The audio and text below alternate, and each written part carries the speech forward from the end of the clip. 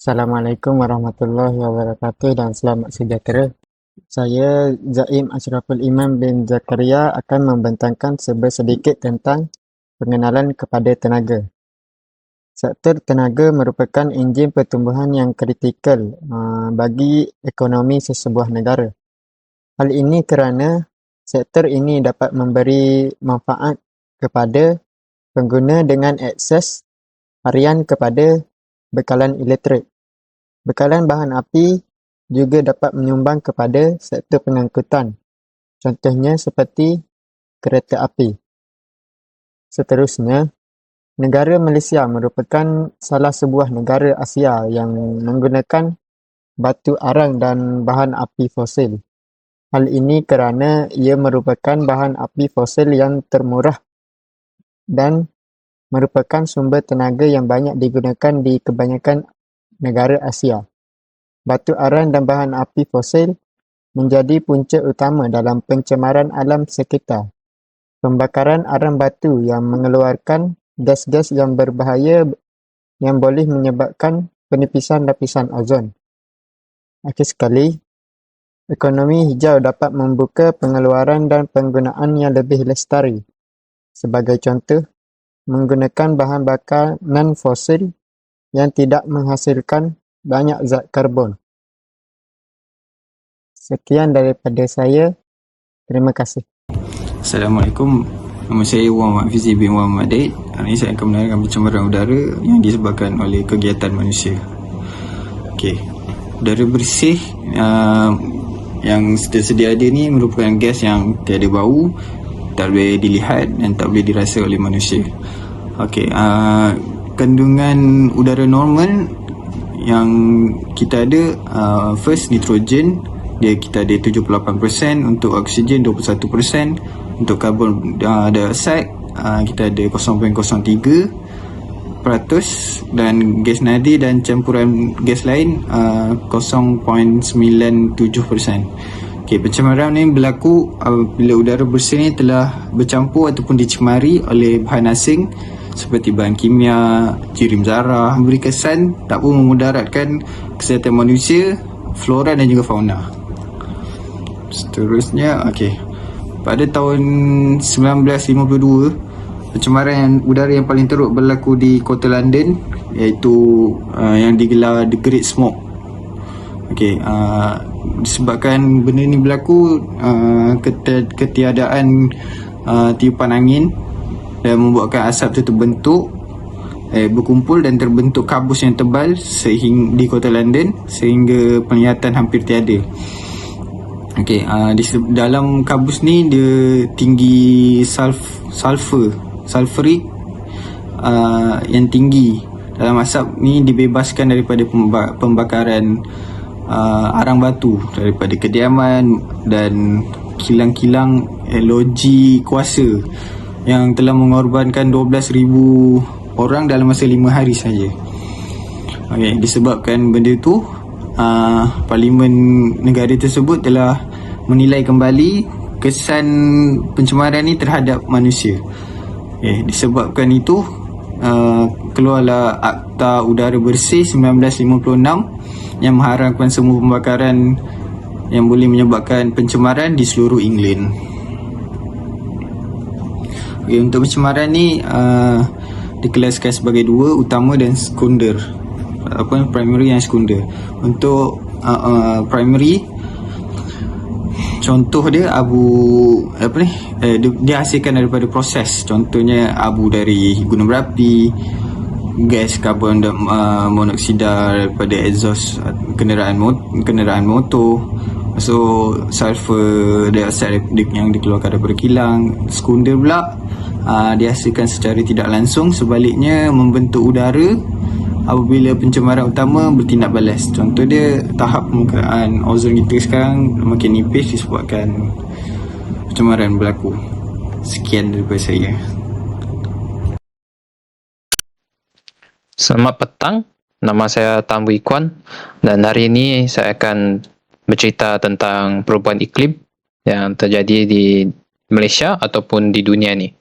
Okey, mari kita masuk. Di sini kita boleh tengok yang penjanaan elektrik pada tahun 2020 di Malaysia, iaitu mengandungi 29.8% gas, 65% ialah dari arang batu, 4.4% ialah dari hydro dengan renewable energy, 0.8% dari bentuk bahan api yang lain. Yang ini boleh menunjukkan penyebab pencemaran udara yang datang daripada penjanaan elektrik menggunakan arang batu. Lepas tu kita masuk kesan-kesan perubahan iklim. Yang pertama ialah gelombang haba akan meningkat. Biasanya kepanasan yang luar biasa lebih daripada 2 hari, boleh menyebabkan kelahiran bayi yang pramatang, hipotermia dan kematian bayi. Boleh menyebabkan penyakit ginjal iaitu kidney disease. Selain itu boleh menjejaskan tahap keupayaan pembelajaran kanak-kanak dalam penjara. Sebab kalau cuaca yang panas, kanak-kanak jadi kurang fokus dalam kelas ataupun tuition sebab panas sangat kan. Kedua ialah pencarian ais di Kutub Utara boleh meningkatkan paras air laut dan juga boleh mendatangkan banjir akibat paras air laut naik. Ada kajian mendapati bahawa banyak tempat, contohnya Taiping, Muar dan Pelabuhan Klang akan tenggelam pada menjelang 2050 kalau pencairan ais di Kutub Utara yang menyebabkan paras air laut meningkat ni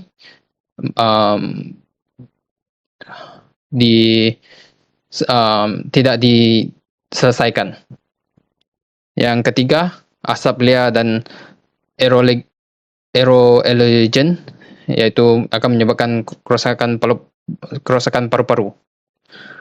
Yang selain daripada itu, kesan perubahan iklim ialah bekalan makanan dan air menjadi kurang dan ia akan meningkatkan malnutrisi dan juga jangkitan gastroenteritis yang disebabkan oleh patogen bakteria seperti salmonella dalam makanan dan air.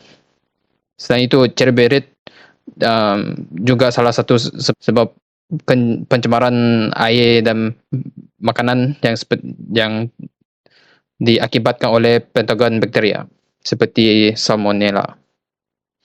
Selain itu, perubahan dalam ekologi vektor iaitu penyakit denggi atau malaria, jangkitan virus Zika, penyakit Lyme.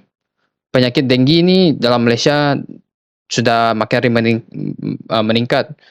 Salah satu sebab ialah cuaca yang panas. Dan penyakit Lyme ni ialah yang biasanya berlaku kalau tidak dijagai, kulit akan berbintik-bintik merah. Itu saja daripada saya. Sekian, rakan saya akan sambung lagi. Sekian, terima kasih. Assalamualaikum warahmatullahi wabarakatuh. Saya Muhammad Afandi akan membincangkan tentang tanggungjawab kerajaan dan jurutera untuk mengatasi masalah penggunaan tenaga. Yang pertama ialah kerajaan dan jurutera perlu meningkatkan penyelidikan dan pembangunan dalam teknologi tenaga lestari.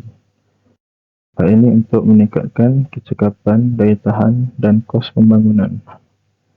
Jurutera juga boleh memainkan peranan penting dalam mencipta teknologi yang lebih lestari dan membantu mewujudkan infrastruktur tenaga lestari yang lebih efisien dan efektif. Seterusnya, meningkatkan kefahaman dan kesedaran orang ramai tentang kepentingan pengeluaran dan penggunaan tenaga lestari melalui kempen sosial dan pendidikan. Ini akan membantu mengurangkan penggunaan bahan api fosil dan meningkatkan permintaan untuk teknologi tenaga lestari. Dan terakhir ialah kerajaan boleh memperkenalkan dasar dan undang-undang yang menggalakkan penggunaan tenaga lestari seperti tenaga solar, angin dan hidroelektrik dan juga mengurangkan kebergantungan pada bahan api fosil. Jadi itu saja dari saya. Terima kasih. Salam sejahtera, nama saya Patricia Jelawanda David. Di sini dapat kita simpulkan bahawa di Malaysia memang masih menggunakan penggunaan sumber petroleum dan juga arang batu. Sebagai contoh, arang batu digunakan untuk penjanaan kuasa elektrik disebabkan oleh kos yang lebih rendah lah.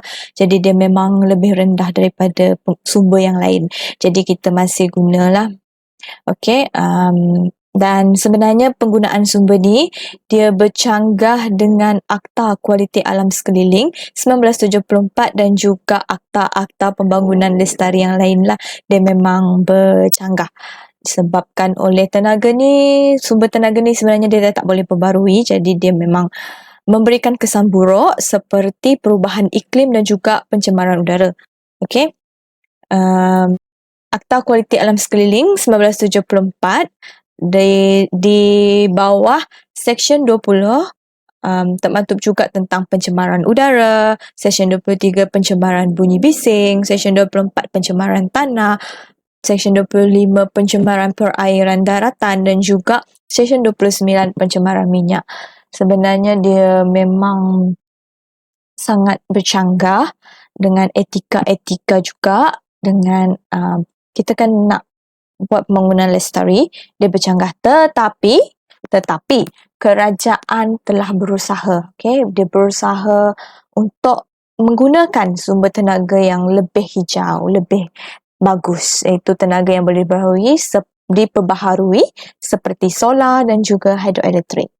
Dan kerajaan juga telah bekerjasama dengan TNB untuk merealisasikan net zero 2050. Maksud dia net zero 2050 ni kita telah menggunakan tenaga yang mix lah, tak 100% daripada arang batu. Jadi dia lebih seimbang. Maksud dia net zero ni sebenarnya dia seimbang. Dia bukan zero penggunaan tetapi seimbang. Dan juga kita kalau ada sebarang pelanggaran, kita masih ada Akta Kualiti Alam Sekeliling 1974 Seksyen 45 mengkompaun kesalahan-kesalahan yang berkaitan dengan pencemaran alam sekitar, dan juga kita ada akta yang kedua iaitu Akta Kerajaan Tempatan 1976 Seksyen 81 yang menyatakan bahawa sebarang tindakan boleh diambil ke atas kilang yang mengeluarkan asap dan mengganggu kesihatan serta alam sekitar. Jadi itu sahaja daripada kami. Sekian, terima kasih.